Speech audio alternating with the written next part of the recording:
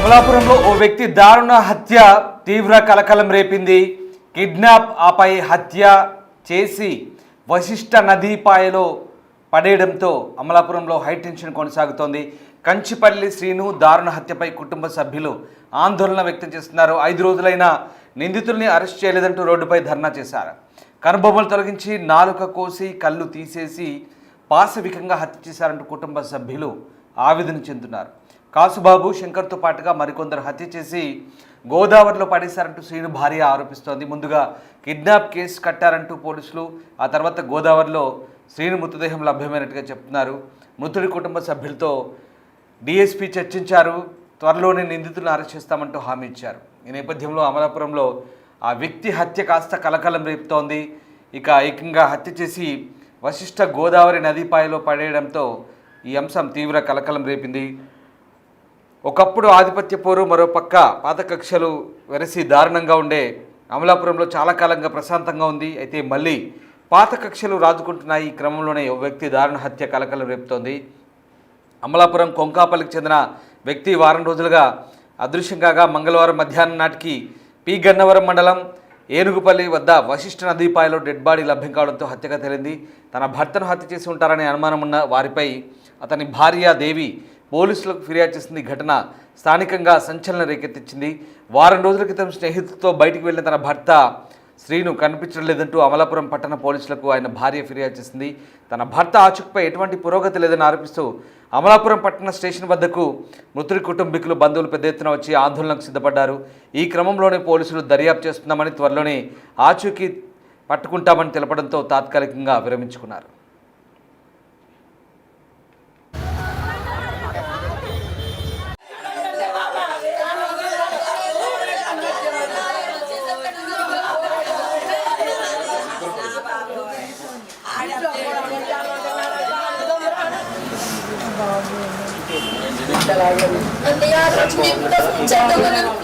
ఇంట్లో పడుకునేవాడు కదా, అక్కడికి వెళ్దాం అనుకున్నదండి.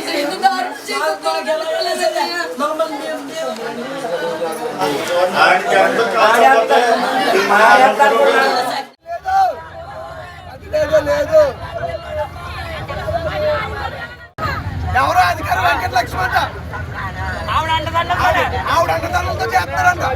ఎవరో అధికారి వెంకటలక్ష్మి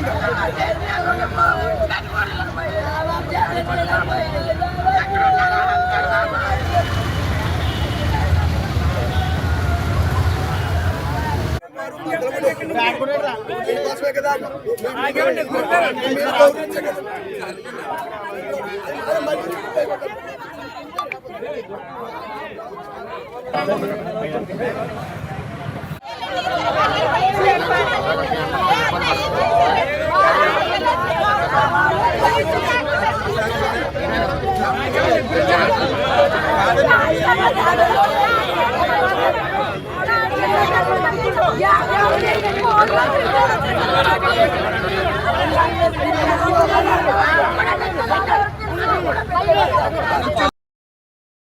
పోలీసులకి అయితే ఇప్పటి వరకు బాగా మాకు సహకరించారు, మేము వాళ్ళకి బాగా సహకరించాం. ఏ అల్లరిలో జరగకుండా. ఎంతసేపండి 2 రెస్టారెంట్లు బద్దలు కొట్టాలంటే 5 నిమిషాల పని. మాకు ఎందుకంటే మాకు ఏమైనా వస్తుందా, అందులో మాకు న్యాయం చేయండి. ఏంటంటే ఇంకో తక్షణంగా అరెస్ట్ చేసి రిమైండ్కి పంపించాలి.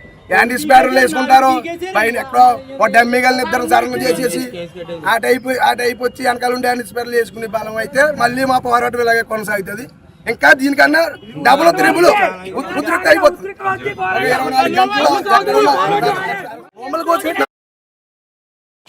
మృతుడి కుటుంబీకులు పోలీస్ స్టేషన్ ముట్టడించిన క్రమంలో అదే రోజు మధ్యాహ్నం గన్నవరం వద్ద వశిష్ఠ నదీపాయలో మృతదేహం లభ్యమైంది. ఈ విషయంపై కంచిపల్లి శ్రీను కుటుంబీకులకు పోలీసులు సమాచారం ఇచ్చారు. దాన్ని పరిశీలించిన కుటుంబీకులు ఆ మృతదేహం శ్రీనుదేనంటూ గుర్తించారు.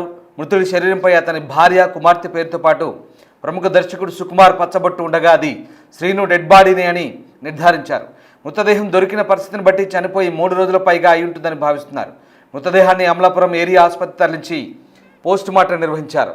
ఇక ఈ నెల 25న సాయంత్రం ఇంటి నుంచి స్కూటీపై బయటకు వెళ్లిన శ్రీను తిరిగి ఇంటికి రాకపోవడంతో 27న అమలాపురం పట్టణ పోలీసులకు భార్య ఫిర్యాదు చేసింది. తన భర్త ఆచూకీ లభ్యం కాలేదంటూ కుటుంబీకులు, బంధువులతో బుధవారం పెద్ద ఎత్తున పోలీస్ స్టేషన్ ముట్టడించారు. కేసు దర్యాప్తు జరుగుతుందని పోలీసులు వెల్లడించారు. ఈ క్రమంలోని శ్రీను మృతదేహం ఏనుగుపల్లి వద్ద వశిష్ఠ నదీపాయలో లభ్యమైంది. తన భర్తను కిడ్నాప్ చేసి చంపించింది గంగుమల్ల షణ్ముఖేశ్వరరావు అలియాస్ కాసుబాబు అని మృతుడి భార్య ఆరోపిస్తుంది. అయితే పోస్ట్ మార్టం రిపోర్టులో మృతుడి శరీరంపై బలమైన కత్తిపోట్లు ఉన్నట్టు గుర్తించారు. ఇక హత్యగా నిర్ధారించిన పట్టణ పోలీసులు గంగుమల్ల షణ్ముఖేశ్వరరావు అలియాస్ కాసుబాబు, అడబాల శంకర్, సలాది రాంబాబు అలియాస్ అప్పన్న, భాస్కర్ల ప్రసాద్, రావులపాలెం వాసి అనిల్పై కేసు నమోదు చేశారు. ఈ హత్య ఘటనపై కోనసీమ ఎస్పీ రాహుల్ మీనా స్పందించారు. నిందితుల్ని పట్టుకునేందుకు 5 బృందాలతో గాలిస్తున్నట్టుగా వెల్లడించారు. కొన్ని రోజుల క్రితం మృతుడు కంచిపల్లి శ్రీను, నిందితుడు కాసుబాబు మధ్య జరిగిన వివాద నేపథ్యంలో పాత కక్షలతోనే ఈ హత్య జరిగినట్లుగా చర్చ జరుగుతోంది. ఇక మృతుడుకు ప్రముఖ దర్శకుడు సుకుమార్ అంటే చాలా అభిమానం తెలుస్తుంది. ఆయనను తరచూ కలిసి ఫోటోలు దిగేవాడని, ఈ క్రమంలోని సినిమాలపై ఉన్న మక్కువతో సుకుమార్ వద్ద రంగస్థలం సినిమాకు అసిస్టెంట్ డైరెక్టర్గా కూడా పనిచేసినట్టుగా తెలుస్తోంది. ఈ అభిమానంతోనే అతని కుడి చేతిపై సుకుమార్ రూపాన్ని పచ్చబొట్టుగా వేయించుకున్నట్టుగా సమాచారం. మొత్తం మీద మృతుడి హత్యకు సంబంధించి ప్రస్తుతానికైతే పలు అనుమానాలను కుటుంబ సభ్యులు వ్యక్తం చేస్తున్నారు. అయితే చాలా దారుణంగా కళ్ళు పీకి అత్యంత దారుణంగా కిరాతకంగా నాలిక కోసి హత్య చేయడంతో ఒకసారిగా ఈ ఘటనతో స్థానికులంతా దిగ్భ్రాంతి వ్యక్తం చేశారు. నిందితుల్ని పట్టుకోవాలంటూ కూడా ఆ మృతుడి కుటుంబ సభ్యులతో పాటు స్థానికులు కొంతమంది వారికి మద్దతు తెలుపుతూ పోలీస్ స్టేషన్ ఎదుట ఆందోళన చేపట్టడంతో ఒకసారిగా కలకలం రేగింది. అయితే ఈ ఘటనకు సంబంధించి అసలు ఎవరెవరిపైన అనుమానాలు ఉన్నాయి, అలాగే పోలీసులు నిందితులను పట్టుకోవాలని డిమాండ్ చేస్తూ వారి కుటుంబ సభ్యులు చేస్తున్న ఆందోళనకు సంబంధించి ఏమంటున్నారో ఒకసారి చూద్దాం. సీఎం గారికి, డిప్యూటీ పవన్ కళ్యాణ్ గారికి ఇదే మా విన్నపోవండి. అధికారులు ఒత్తిడి ఉన్నదని తెలుస్తుందండి. మాకు మేము చిన్నోళ్ళమండి. ఆ బాధంతా వీడియో రూపంలో సీఎం చంద్రబాబు నాయుడు గారికి, డిప్యూటీ సీఎం పవన్ కళ్యాణ్ గారికి వినిపించుకోవడం జరిగిందండి. అప్పుడే వారం రోజులు అయిందండి. ఇంత దారుణం చేసేస్తారనుకోలేదండి. మాకు న్యాయం కావాలండి. నా బిడ్డలకి నాకు న్యాయం కావాలండి. చిన్న చిన్న పిల్లలండి. ఇంత దారుణం చేసేస్తారనుకోలేదండి. 24 గంటల మాకు సమాధానం కావాలండి. సమాధానం చెప్పమనండి. సీఎం గారికి, డిప్యూటీ పవన్ కళ్యాణ్ గారికి ఇదే మా విన్నపోవండి. అధికారులు ఒత్తిడి ఉన్నదని తెలుస్తుందండి. మాకు మేము చిన్నోళ్ళమండి. మాకు ఏది దిక్కులు ఇంకో మొత్తానికి దిక్కు లేకుండా చేసేసారండి వాళ్ళు. మాకు న్యాయం కావాలండి. నా మా భర్త చావు నాకు సమాధానం చెప్పాలండి. మామూలుగా కాదు, అది కిరాతకంగా చంపేశారండి. దిక్కు లేకుండా మనిషిని చూసుకుని లేకుండా జ్యోతి అండి, కంచిపల్లి శ్రీను వాళ్ళ చెల్లిని. అన్నయ్య షూటింగ్స్లో చేస్తుండేవారు హైదరాబాద్లోని, వెళ్ళొస్తూ ఉండేవారు. మొన్న ఇదివరకు కాసుబాబు గారికి సీను అన్నయ్యకి అదే సీను అన్నయ్య మీద ఎవరో కంప్లైంట్ పెట్టారని వెనకాల నుంచి ఎవరో చెప్పారంట. చెప్పడం వల్ల అన్నయ్యని ఈయన తిట్టుకున్నారంటండి. ఆ సంభాషణ అయిన తర్వాత నుంచి కూడా అన్నయ్య కూడా ఎవరినో ఒకరిని తిప్పించారంటండి. ఈ అప్పన్న ఆయన నెల నుంచి ఒక 25 రోజుల నుంచి ఎవరికో అన్నయ్యకి పరిచయం అంటండి. అది హైదరాబాద్ వెళ్ళి వస్తుండేవారు, అక్కడే ఉండిపోతారు. ఒక్కొక్కసారి 10 రోజులకు వస్తారు. మొన్న ఈ వారం ముందు వారం శుక్రవారం హైదరాబాద్ వెళ్ళారండి. వెళ్ళి 2-3 రోజులైంది, వచ్చేస్తున్నాను అన్నారు. ఇంత త్వరగా వచ్చేస్తున్నారు ఎందుకు అనుకున్నాం, కానీ మామూలుగా ఏదైనా పని ఉండి వస్తున్నారు అనుకున్నాం, కానీ ఇంత త్వరగా ఎప్పుడు రాలేదండి. వారం వరకు కూడా అక్కడే ఉండేవారు. శనివారం అయితే పొద్దున్న 10 నుంచి కూడా అప్పన్న ఆయన ఫోన్ చేసి త్వరగా రా అంటే బయటకు వెళ్ళాలంటే వస్తున్నాను, పూజ ఉంది కదా పూజ చేసుకుని వస్తాను, మా వదిన అడిగిందని చెప్పి పుట్టలో పోలేడని కూడా తీసుకుని వెళ్ళారంట. తీసుకుని వెళ్ళి మధ్యాహ్నం ఫంక్షన్ ఉంది వెళ్దాము, బయటికి ఇద్దరము రెడీ అయ్యి ఉండమన్నారని చెప్పారండి. రావట్లేదు, మళ్ళీ 12 తర్వాత 1 గంటకో ఎప్పుడో ఫోన్ చేసి రావట్లేదు నేను, మీరు భోజనాలు వండేసుకోండి నేను వస్తాను అన్నారంటండి. 4ంటికి ఫోన్ చేస్తే రాజమండ్రి వెళ్తున్నానని చెప్పారండి. మళ్ళీ తర్వాత సరే అంటే 9ంటికి ఫోన్ చేసి వచ్చేస్తున్నావా అని అడిగితేని నేను వచ్చేస్తున్నాను, రావులపాలెంలో ఉన్నాను, నేను టిఫిన్ తెచ్చేసుకుంటాను, మీరు పడుకోండి తినేసి అంటే పడుకుని ఉండిపోయారండి. అన్నయ్య ఫోన్ 10 గంటల వరకు ఆన్లో ఉందండి, తర్వాత స్విచ్ ఆఫ్ అని వచ్చింది. మేము ఆ తర్వాత రోజు మా వదిన మొత్తం అందరికీ చెప్పడం జరిగిందండి. కనుక్కున్నారు, అమలాపురంలో ఉన్న టౌన్ సైడ్ ఫ్రెండ్స్ అందరినీ అడిగారు, ఎవరు మా దగ్గరికి రాలేదు, ఆ రోజు మేము అసలు చూడలేదు అన్నారు. మాకు తెలిసిన ప్రకారం అయితే శనివారం సాయంత్రం 6 గంటల వరకు కూడా అమలాపురంలో తిరిగారండి. 6 వరకు కూడా బస్ స్టాండ్ కాంప్లెక్స్ దగ్గర తిరగడం మాకు సీసీ ఫుటేజ్ మాకు తెలిసింది, మాకు ఇన్ఫర్మేషను.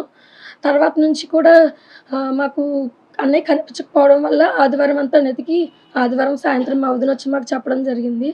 మేము తర్వాత సోమవారం పొద్దున్న వెళ్ళి కంప్లైంట్ పెట్టామండి. సోమవారం పొద్దున్న నేను అప్పన్న ఆయన కూడా వెళ్ళారని చెప్పాను అన్నాడని ఆ రోజు పొద్దున్న నేను ఫోన్ చేసి అడిగాను. మా వదిన ఫోన్ నుంచి చేస్తే తను లిఫ్ట్ చేయలేదు. కొత్త నెంబర్ కదా అని నా ఫోన్ నుంచి చేస్తే లిఫ్ట్ చేశాడు. ఇలా మీరే తీసుకెళ్లారు కదా అన్నయ్య 10 వరకు లెగడు, మీరు ఫోన్ చేశారని చెప్పేసి 10కి లెగిసి వచ్చేసాడు, మీరు కూడానే వెళ్ళాడు, మీ కూడానే వెళ్తానని చెప్పాడు, మీ దగ్గరే ఉన్నానని చెప్పాడు, మీకు ఎప్పటి వరకు మీతో ఉన్నాడో అని అడిగాము. రాలేదు మా ఇంటికి అంటే నాతో 6 వరకు నాతో చెప్పాడండి. మా వదిన కొనుక్కుంటే 4 వరకు ఉన్నానని చెప్పాడు. 1 నిమిషంలో మాట మార్చేశాడండి అతను. మాట మార్చేసి తీసుకుని వెళ్ళిపోయి ఎక్కడో చంపేశాడండి.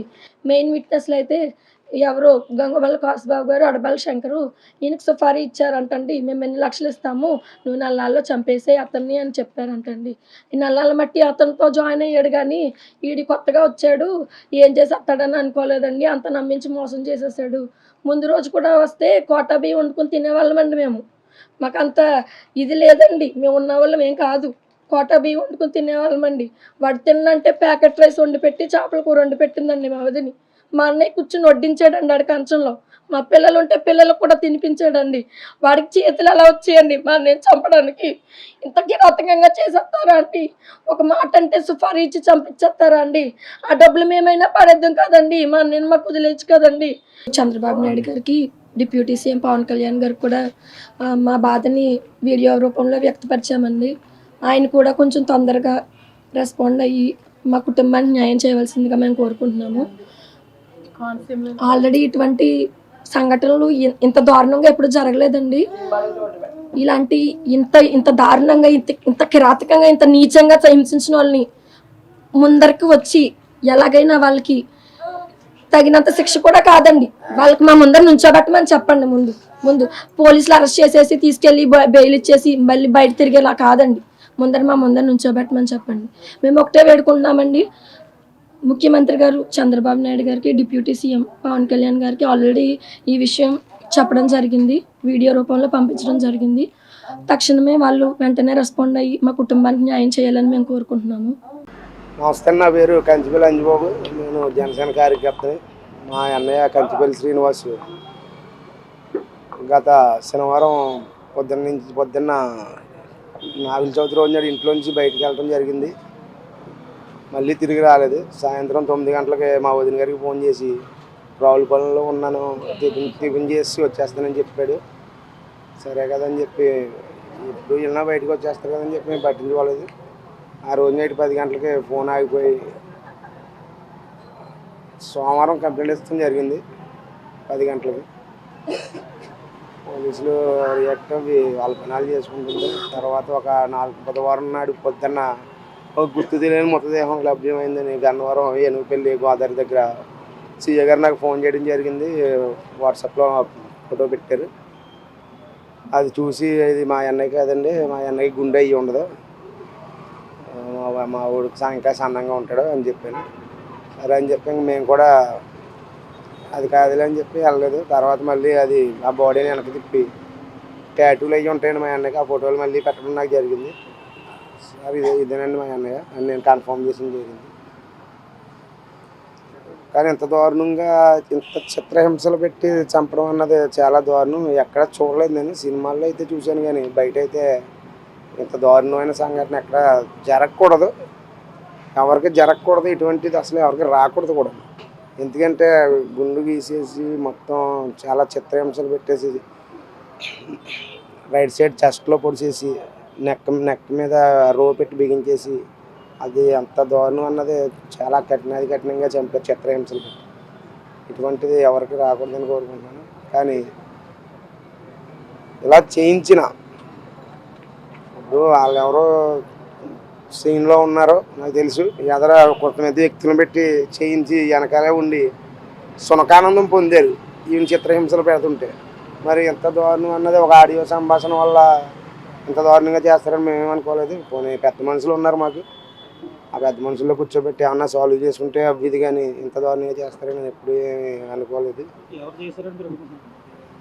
దొంగమల్ల కాసుబాబు, అడపాల శంకర్ కన్ఫర్మ్డ్ మర్డర్ చేసినప్పుడు కూడా లైవ్లో వాళ్ళు ఉండి కొంతమంది వ్యక్తుల చేత చాలంటే నాతో పెట్టుకుంటావారా, నీ స్థాయి అంతా, నీ బతికి అంతా, ఇంకా కొట్టండి లైవ్లో చాలా హింసించి చంపారు ఇద్దరు చూస్తుండగానే. సార్ పోలీస్ వారు అయితే మాకు 100% ఫేవర్గానే చేస్తున్నారు. మేము చెప్తున్నదే చేస్తున్నాం, అదే ఇది దాన్ని ఎంక్వైరీ చేస్తున్నాం అని చెప్తున్నారు. ఇప్పటివరకు ఎప్పటికప్పుడు నాకు టచ్లోనే ఉంటున్నారు. చెయ్యండి, ఒక 2 పిల్లలు, ఒక ఆవిడకి న్యాయం చేయండి. మీరు 2 చిన్న పిల్లలు ఉన్నారండి. ఇప్పుడు ఇది ఎలా వదిలేస్తే ఇటువంటి కల్చర్ ఎక్కడికో వెళ్ళిపోద్దండి. ఇది సంస్కృతి ఎప్పుడు మనకు లేదు. మరి 100% న్యాయం చేస్తామని చెప్తున్నారు పోలీసులు. పార్టీ పరంగా అయితే కాదండి, వ్యక్తిగతంగా అండి. పార్టీలకి సంబంధం లేదండి. ఇది వ్యక్తిపరంగా చేశాడండి. ఏమిటంటే ఫోన్లో చూసించింది వైరల్ అయిపోయిందండి. ఆడి అది వైరల్ అయిపోయి నేను నా రేంజ్ పడిపోద్ది టౌన్లోని, ఏదో చేయకపోతే ఆధిపత్యం కోసం మళ్ళీ మనం వీక్ అయిపోతాం టౌన్లో అని మళ్ళీ ఇలా చేస్తే మళ్ళీ నన్ను అంటాకి ఎవడైనా భయపడతాడు. ఆ ఉనికి చాటుకుంటాకి ఇలాగా చంపించారంటే వాసుబాబు, శంకర్. ఫైనల్గా కోరుకునేది ఏం లేదండి, వాళ్ళని ఎక్కడున్నా కఠినంగా శిక్షించాలండి. వాళ్ళు కఠినంగా శిక్షించి ఈ ప్రజలకి ఎటువంటి వాళ్ళు ఉంటే ప్రజలకి అసలు అదే భద్రత అయ్యి ఉండదండి. ఇవాళ ఈడయ్యాడు, రేపు పొద్దున్న ఇంకొకరిని చంపించేస్తారు. ఇటువంటి వాళ్ళని అసలు ఊరికి బహిష్కరణ చేసేయాలండి. మొత్తం నగరం నుంచి అసలు ఉంచకూడదండి. అటువంటి జనాల్లో తిరిగే మనుషులు అయితే కాదండి. వాళ్ళు జనాలు అయితే ఇలా సంపర్కదండి, చిన్నపిల్లలు ఉన్నారని తెలుసు. నేను గౌరవనీయులు ముఖ్యమంత్రి చంద్రబాబు నాయుడు గారు, ఉప ముఖ్యమంత్రి పవన్ కళ్యాణ్ గారికి మొన్న ఒక వీడియో పెట్టాను సోషల్ మీడియాలో. అది వాళ్ళ వరకు వెళ్ళింది. ఆ వీడియో స్పందించారు. ఏముండదో పైనుంచి చాలా డిఐజీ గారికి చెప్పడం జరిగింది. డిఐజీ గారు, ఎస్పీ గారికి, ఎస్పీ గారు, డిఎస్పీ గారికి, తర్వాత సిఐ గారు అందరూ ఎవరి పనులు చేసుకుంటూ వెళ్తున్నారు. ఇన్వెస్టిగేషన్ అయితే మట్టుకు చాలా పాజిటివ్గానే జరుగుతుంది. దోషులు ఎంత పెద్దోళ్ళైనా శిక్ష అయితే మట్టుకు వాళ్ళకి పడాలి కంపల్సరీ. ఒక 2 days టైం ఇచ్చారు. ఇంకా 2 daysలో కంపల్సరీ 100% సాల్వ్ అవుతుందని నేను అనుకుంటున్నాను. పోలీసు వారి మీద అయితే నాకు పూర్తి నమ్మకం ఉంది ఈ విషయంలో. ఈ మర్డర్ కేసు యొక్క దర్యాప్తు మంచి పురోగతిలో ఉంది. ఈ పోలీసు మీద నమ్మకం పెట్టాలి. దీంట్లో ఎటువంటి బయాస్ తీసుకునేందుకు అవకాశం లేదు, అవసరము లేదు. నిశ్చితం మేము ఖచ్చితంగా నిర్ణయాత్మకంగా వెళ్తున్నాం. పక్క డెసిషన్ ఉంది, పక్క క్లియర్ కట్గా ఉంది మాకు. మేము ఎవిడెన్స్ని కొంత మేము బిల్డప్ చేసుకుంటూ ముద్దాల యొక్క అనుపాలను తెలుసుకునే ప్రయత్నం చేసుకుంటున్నాము. మీ అందరికీ ఇప్పుడు ఏమాత్రం లోకల్గా సమాచారం ఉన్నా మాకు తెలియపరచండి. ముద్దాల యొక్క మూమెంట్స్ కానీ ఏదైనా ఆచూకీ కానీ ఉంటే మీరు తెలియపరచండి, మాకు సీక్రెట్గా తెలియపరచండి. మేము మా అంత ప్రయత్నం అంతా సిన్సియర్గా మేము ప్రయత్నం చేసుకుంటూ వెళ్తున్నాము. ఖచ్చితంగా ముద్దాయిని పట్టుకోవడం జరుగుతుంది. నెంబర్ 1. పట్టుకున్నారు సార్? ఎవరిని పట్టుకోవడం లేదు, ఇంకా అప్పుడే మనం ముందు చెప్తాము. ఎందుకంటే ఎఫ్ఐఆర్లో ఉన్న పేర్లే కావాల్సిన అవసరం లేదు, ఇంకా కొన్ని పేర్లు కూడా ఉండే అవకాశం ఉంది. కాబట్టి మనం అప్పుడేమీ దర్యాప్తు కంప్లీట్ అవ్వకుండా ఎటువంటి మనం రివిలేషన్స్ చేయడం మంచిది కాదు. సో మనం దర్యాప్తులో పురోగతి అయితే ఉంది. అనుమానాలు పెట్టుకోవద్దు. ముఖ్యంగా డిసీజ్డ్ పార్టీ ఎవరైతే విక్టిమ్ సైడ్ బంధువులు, భార్య కానీ, బ్రదర్ కానీ, పేరెంట్స్ కానీ, చెల్లెలు కానీ, వాళ్ళు ఎవరైనా సరే అటువంటి అపోహలు పెట్టుకోవద్దు. మీరు ఎంత బాధపడుతున్నారో మేము అంతే బాధపడుతున్నాము. మా హయాంలో అటువంటి మర్డర్ జరిగిందని. ఖచ్చితంగా ఎటువంటి పరిస్థితులను ముద్దాలను అయితే మాత్రం వదిలిపెట్టే ప్రసక్తి లేదు, అనుమానం లేదు మీకు. మేము ఆ ట్రాక్ వెళ్తున్నాము. ఈ తర్వాత అపోహలకు గురి కావద్దు. నేను ఇప్పుడు ఈ కుర్రాడు మాట్లాడుతున్నాడు, అంజీ కదా అతని పేరు, అంజీ ఇప్పుడు మాట్లాడుతున్నాడు, శిరోమండనం చేశారు, అవి చేశారు. ఇవన్నీ అపోహలు పెట్టుకోకండి. మర్డర్ జరిగిందనేది వాస్తవం. అతన్ని ఖచ్చితంగా పొడిచి చంపారు. కర్ర లాంటి ఫ్రంట్ ఆబ్జెక్ట్తో కొట్టి చంపారు అన్నది మాకు క్లియర్ కట్గా ఉంది. అది మళ్ళీ ఆ శవాన్ని శిరోమండనం చేయాల్సిన అవసరం లేదు. శవం నానిపోయి చాలా కాలం, చాలాసేపు నీళ్ళలో నానినప్పుడు అలా జరుగుతుంది. పోస్ట్ మార్టం మీకు తెలియదు. పోస్ట్ మార్టంలోని కొన్ని పరిణామాలు కొన్ని వస్తుంటాయి. ఆ దాంట్లో భాగంగా జరిగింది తప్ప మరొకటి లేదు. కానీ ఇది 100% వాస్తవమైన మర్డర్. దీంట్లో డౌట్లు ఏం పడక్కర్లేదు. దీంట్లో వేరే రకమైన అనుమానాలకి కూడా అవకాశం ఏమీ లేదు. స్పెషల్ టీమ్స్ అయినా ఏర్పాటు చేశారు. స్పెషల్ టీమ్స్ వరుసగా 4-5 స్పెషల్ టీమ్స్ డిఫరెంట్ ప్లేసుల్లో తిరుగుతున్నారు, వర్కౌట్ చేస్తున్నారు.